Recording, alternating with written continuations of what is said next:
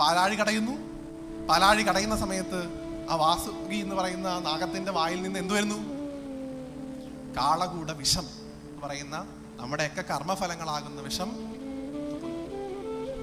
ആ കാളകൂട വിഷം വരുന്ന സമയത്ത് ലോകത്തെ മുഴുവൻ സംഹരിക്കാൻ കാരണമാകുന്ന ആ കാളകൂട വിഷം കണ്ട് ദേവന്മാരും അസുരന്മാരും എല്ലാം തന്നെ ഭയചകിതന്മാരായി അവിടെ നിന്ന് ഓടിപ്പോകുന്ന സമയത്ത് ഒരാൾ മാത്രം, ഒരൊറ്റ മനുഷ്യൻ മാത്രം, ആരുടെ വാക്കും കേൾക്കാതെ, ആരുടെ പിൻവിളികളും കേൾക്കാതെ പതിയെ പതിയെ ആ പാലാഴിയുടെ ഉള്ളിലേക്ക് ഇങ്ങനെ നടന്നു വരുന്നൊരു കാഴ്ച.